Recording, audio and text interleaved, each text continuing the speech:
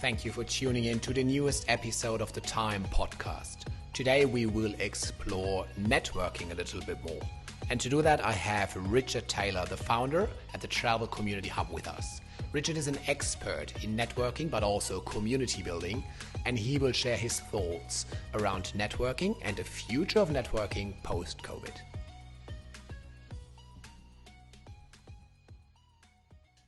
Hello and welcome back to the Time podcast. Today I have Richard Taylor with me from the Travel Community Hub. Welcome to the show, Richard. Hi, Timo. Thanks for having me. Well, thank you for making the time to see me here. Always a pleasure speaking to you. Richard, you obviously have a business called the Travel Community Hub. I'm not sure if everyone is actually aware. Do you want to quickly tell us a little bit about your business as an intro? Oh, sure, yeah. I can give you the 45-minute version if you like, or just the brief one. I'll go with the brief one, and then you can ask me That questions. would be lovely. Thank you. So it needs a bit of history. Involved with something called the Travel Industry Hub. And that started about 3 years ago. And what that was to be was a shared workspace, an event space, a meeting space in Sydney. We took a long time to get that ready.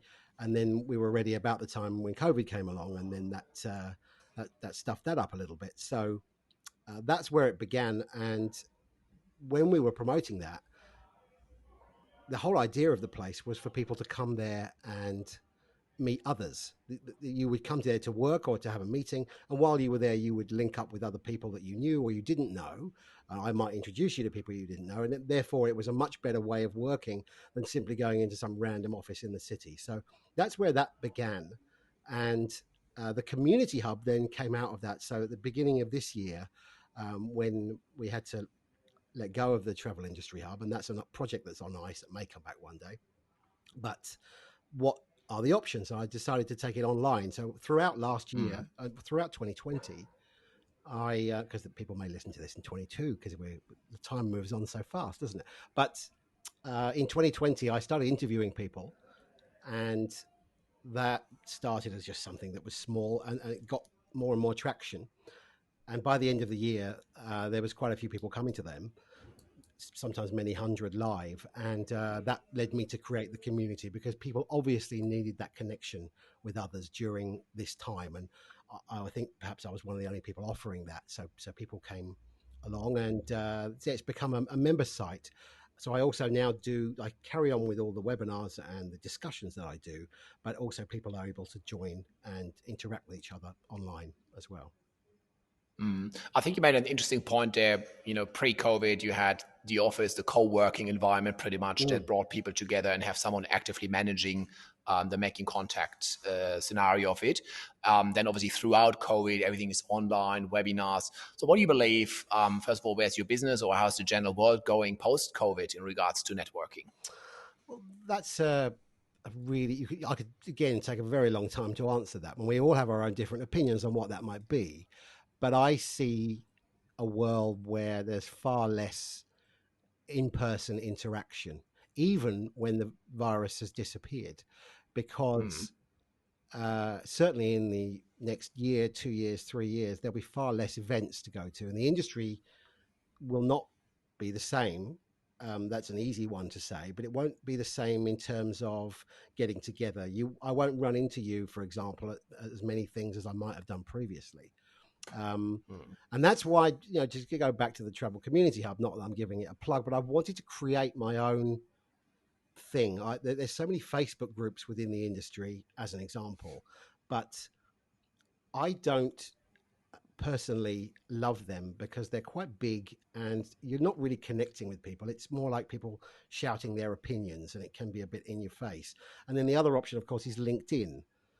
LinkedIn for me is not somewhere where I'm going to make too many jokes, and I like to make the odd joke, so I try and put my personality through on LinkedIn, but there's so many people that are reticent to do that, and therefore I don't think that's a great place to network either. So what I wanted to do is create my own, and also within that platform there's the ability to do workshops, maybe small group sessions in the future.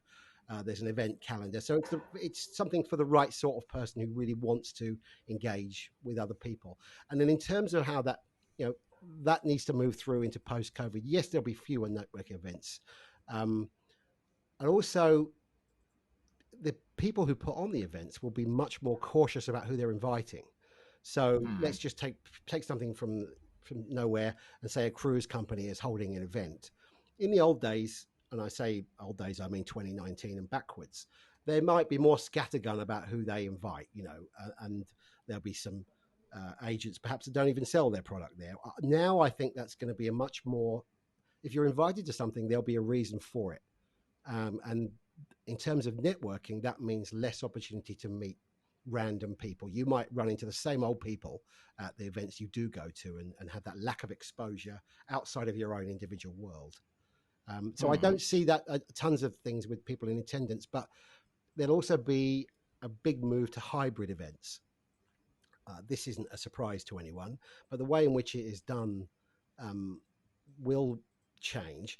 I foresee companies holding events live, but why on earth would you hold that purely live for an audience of 40 people in Melbourne or whatever, when you can reach such a wider audience online? There may be people in regional Victoria who would love to see the content of what you're doing, maybe even feel like they're at the event.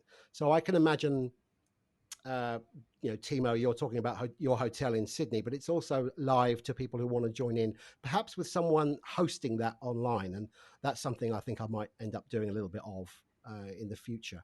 So that's one of the directions I'm going in. But the real life will, of course, continue. So Time is a great example of that. We know and hope that will continue as live events, because it's just lovely to meet with people. I've mentioned before out loud that I love to go to the graduations and see these people who have been through the program, and just the pure joy that they've taken from that process and engaging with their mentors. So those things will continue, but the massive awards nights, that's going to take a long time, and yeah, those expos, might be a bit of patience required there. What I find quite interesting is your point of view towards hybrid functions. I've been a member of Toastmasters since a while, and obviously they did hybrid functions in the beginning of lockdown scenarios around the world. And very mixed experience, I want to say. So I'm interested to see how hybrid actually makes the way into a more professional world. And I think one point you've mentioned, having someone who's purely the host for the online part of the meeting, might be a solution to actually make it effective. I think so. But yeah, I'm having a question mark around. It will be interesting to see where the industry goes, and probably everyone prefers in person, obviously, because networking is just a bit more easy. You obviously sense kind of a different energy and vibe around people. It's easier to connect, I personally think. And probably most people agree. So what I hear from you also is that networking becomes much more boutique and targeted. So for job seekers who don't have that circle, what does that mean? Well, let's get back together in 3 years and find out who was right. Yeah, and we'll do another podcast on that. But no, who is right? Yes, the showdown. But definitely, you cannot go and have 4 road shows around the country to promote your product in Sydney, Brisbane, Melbourne, and Perth. That's insane. Because who's also to go very industry specific for a moment, but if you're talking agencies that you want to come, then those people who run those agencies are going to have far less time to go to frivolous networking events as well. I think that's going to be that's something that people aren't really thinking about. So I'm backing my horse of hybrid events, and we'll see where it goes. All right, here we go. Let's put the bets out there. Please leave a comment in the chat box who is right, Timo or Richard. That's going to be exciting to see. Timo is I just mentioned spelled all the people back in the days. Yes, and Richard is just spelled space. Richard, back to the job seekers. I know pre-COVID there were a lot of jobs not really advertised because they just used people from the inner circle or from the networking circle they knew already would do a good job. what's your point on that in the future? Do you think that's still happening? Now with limited circles, it's probably a bit more difficulties for companies to bring in new talent. What's your point of view in regards to that? Difficult question to answer. It was very difficult for job seekers pre-COVID. Um, the theme of today really is around networking. So I've done that in different scenarios. I've done that when I was employed for a company. So the company may send you along to something, and you network there. It's slightly less urgent because you're on the you're being paid to do that.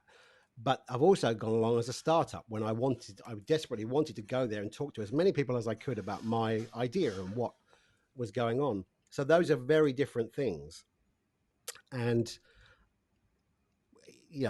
in the future, if you have something new and you don't have a reason to be at an event, that might be a bit more tricky to get into these things. And when spaces may be limited, we may be restricted by COVID numbers that are allowed into events. Let's hope that's not the case. But and the money if you're a startup or starting something new, you've got to pay for your own ticket, and that's you want value for money for that. And I don't think that was the case previously. The prices of going to things when I was looking at it was very prohibitive. It's designed for people that are already employed and often work for companies with good income. So, and I haven't really answered your question about job seekers in that regard, but it's similar to that startup thing. If you are seeking a job, you're going to have to be a bit more open-minded about how you connect with people in the future. And that's, a lot of that will be online. I think to be sincere is one of my key things. You and I and everybody else no doubt gets hit up on LinkedIn by people quite regularly, and within 10 seconds they're emailing, they're hitting you up on the messaging thing saying, I've got this totally irrelevant thing that I'm working on and we need to connect. Well, that doesn't really work, and it's going to be something that people need to be aware of, particularly in this industry, where it's better to know some people first if you're job seeking. Get to know 4 or 5, 10 people slightly well, rather than trying to hit up 55 people randomly. I think that slow and steady is really my advice there. Back to you. I just want to touch base on what you said in regards to value for money, because you're right. Obviously, you have to pay to get in for certain events, or you're part of a circle where you pay a membership fee. So in some way, there is some money attached. So the more targeted probably needs to be. How do you know who you need to network with and when, and how do you approach that? Well, I think you should be networking all the time. And by that, let me define what I consider to be networking. I just mean that to be pleasant and polite to people and listen to what they're saying and try and remember details. I don't believe in networking for networking's sake, and I never have. I've been to networking events, pure networking events in the past, and they fill me with horror. When you walk in the door of a networking event and everyone's talking and you're there thinking, crikey, who do I speak to here? What am I'm sure I'm not the only person who goes, who just, I want the ground to swallow me up in those situations. So it's the smaller things. It's talking to people on the lift on the way up, on the way up to the networking event, or just online, or when you're doing business with people. That's all networking. It's all just remember to be pleasant. Remember these people because they'll come back in some point. This industry, someone will start at the bottom, and within 5 years, you turn around and they're the head of sales for some massive organization. And so don't burn any bridges and just be nice. It's probably the summary of that. Yeah. I like the example of the lift, and I think, a lot of people meet someone, but when they get their coffee at a certain cafe where they're regularly, the barista introduces them, or what I mentioned before, even out of Toastmasters, I've got some leads that, ended up in business.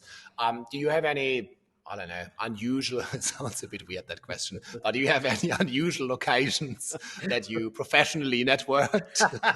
Sorry. Hang on, let me get that straight, right? So that's unusual locations I have networked in a professional scenario. Absolutely. That's pretty tough. I'll tell you, well, a couple of things. Even the local park down where along, because we've all become very familiar with our local area, perhaps a little more in the last year or two. I have met people from the tourism industry at least 3 times at the park, which is about 100 meters from my house, that I had no idea. Are people that I've spoken to for ages. Oh, it turns out you're a sports tour operator. There's another guy up the road who runs private tours of Sydney within tourism. And that's, those are kind of some weird things.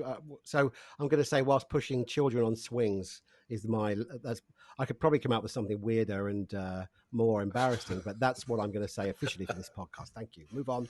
We saved that for the next episode. The 18 rated one. Yes. Yeah, exactly. For the subscription. Perfect. Look, you probably also have quite a few connections on LinkedIn, but what I'm interested in, how big is actually your active functioning network? How many people does that usually, or should that maximum include? Is there a recommendation around that? Not a recommendation. No, I think you should connect with people on LinkedIn who mean something to you or have done something with you. But then it's also a tool genuinely for people to come and hit you up if they think that they've got something for you. So there's no right answer to that. Within your own network and the people that you regularly speak to, I have quite a big network in that regard. Mm-hmm. That's because of what I do. And I say what I do. I mean, what I've been doing the last 18 months is talking to people. That's what I do now. And that needs a lot of input from different opinions for me to get my own opinion to be somewhat in touch with what's going on. But no, there's no maximum limit, but speak to as many people as you can on a deeper level than simply superficial chit chat. Mm-hmm. And what about those who are a bit shy or usually also new to the industry then, or new to their career? They're obviously not super comfortable going out there and just start a conversation. You seem to be natural, very confident, but if you think back 2 years when you were just 18, any any recommendations from that time? Well, I've alluded to it already, but you talk about shy people. I'm shy people. Let's talk about you for a moment, Timo. In real life, I've seen you present things. I know you've done Toastmasters. You're 6 foot, whatever you are, handsome guy. Like you're someone that people remember. I've got you've got a fancy name. I'm joking, of course, but you've got a memorable name. No, but please keep it coming. Keep it coming. No, that's for the 18 one. But what I mean is, like, people that are memorable will stick in your mind. I'm not tall. I have no hair. I'm a boring name. So I'm naturally someone who walks into these things and just like, oh, I don't want to be here. Let's immediately look for someone that I know and I can talk to them the whole evening and without any fuss, and then I can disappear. But I've got better at it over the years. Just be nice and stop thinking about networking. Stop going to things for networking's sake, because I don't believe that has any future. Well, may not have any future. You're certainly going to need, in a more professional industry, which I think that's what we're going to become, I think you're going to need to have something useful to say to people. And if you do, because it's a wide industry, there'll be plenty of times when you meet someone who works on, I don't know, technology at airports or whatever, which is entirely irrelevant to you, but you should still listen and to what they're up to, because that enhances your knowledge. So go along to things hoping to meet 3 people perhaps and find out what they do. And then you really can't go wrong from there, because you've got set a low bar. You don't feel like you've got to go and speak to 48 people and get all their business cards, because people remember people who listen to them, I think. I think that's a great statement. So do I. However, I want, of course you do, it's yours. One more thing I want to touch base on in regards to the networking skills, maybe. So for example, I'm very good with remembering faces. So if I've seen you once, I know, okay, I've seen this person probably 18 months ago at that function. Mm. I'm very terrible with names, to be honest, especially if I've only seen a So person am I, once or Terry. twice. Yeah. All right, here we go. So hopefully you have a tip for me, though. I know a lot of people say, oh, it's terrible if you can't remember the person's name. It's a big networking mistake or error or whatever you want to say. Did you try any techniques to be able to remember names better? No. No, I've given up. No. No, I'm 40. What am I? 47 now, and I think the body starts to deteriorate, and part of that is the brain. I'm not going to offer tips on remembering names. There are ways of doing it, and you can do, but I think it's fine to ask someone what their name is. Just I know we've met. I'm so sorry, I can't remember your name. It's not that big a deal these days. Okay. My experience was some people got quite offended by or pretended to be offended by that. So yeah. I love But pretending. I know you. I know you have a very a good humor, actually, to be honest. And yeah, some people probably also don't like that, right?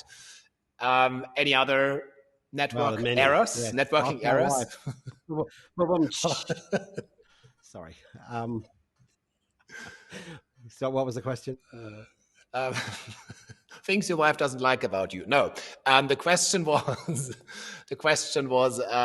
any other networking errors that people should avoid that are common. Errors. Yeah, like things you shouldn't do at networking. For example, speak English incorrectly would be one. Oh, I did. Yeah, with an accent. People who speak English with an accent, they're annoying. No, terrible. Just being insincere. There are people, we've all run into them who will talk to you.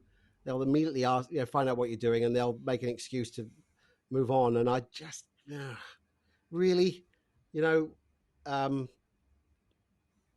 be sincere. I'm sorry, I keep saying the same thing, but just be yourself and be normal. Yeah, this is getting boring. I imagine what the listener's going through now, but I'm starting to repeat myself. But slow and steady, is the way to go with networking. No, I've never made any errors though. No, don't ask people to write in, but I can't remember making any major errors in my life.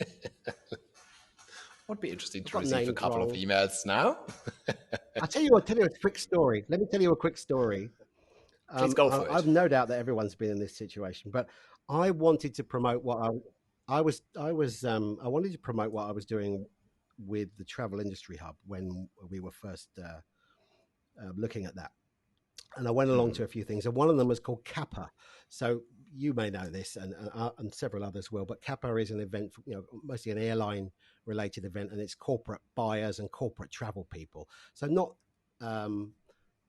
slightly outside of my world, but there were many people there that I wanted to speak to. So I paid to go along, and one of them was Penny Spencer, and I saw her across the room, and I chickened out of speaking to her.